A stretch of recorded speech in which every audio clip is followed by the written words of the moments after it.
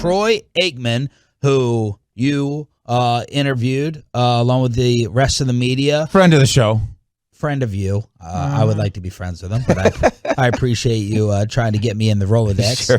Aikman went out to practice. We were out there with him. Yeah. He was up in the tower with Jerry. You know, he's got all the connections behind the scenes. Troy Aikman was on the call for Fox last night, and he said this when discussing Dak's injury. And, of course, Dak joined the guys at halftime for an interview.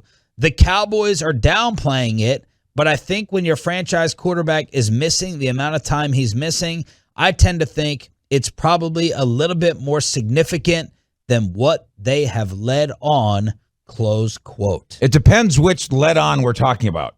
Because Mike McCarthy's first led on is he's going to miss a couple of days. And that was 10 days ago. He got hurt on Thursday. Yeah. Right? Yeah, something like that. He got banged up on Thursday because I remember the next practice was the day that we were flying out. Okay, so now it's been 8 days. No, it's been Wednesday. Wednesday. He got banged up on Wednesday. So it's 9 days. So it's more than a couple. Then it became a few. Somebody else reported it's going to be 3 weeks. So it depends which truth you're questioning. Well, we were trying to figure out based upon travel and playing in this game. Yeah. You know, when's the next time that Dak is going to throw? So you could stretch it out based upon semantics and technicalities, but the main question, well, there's two questions.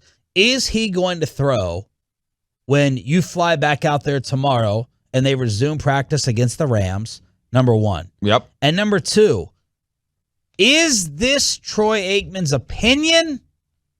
Or is this an opinion based upon info from camp? I think it's an opinion based on info, but I still think it might be springing from. Well, they said it was going to be a few days, and it's worse than that. And he's right, since it's been 9 days.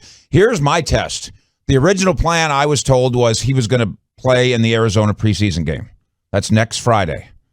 If that plan changes, then Dak's got a bigger problem than they're letting on. Because if that was the plan, and that'll be 14 days since the injury, right? More than that. That'll be 16 days since the injury. If 16 days later he's not able to perform according to the original plan, then you've got a concern.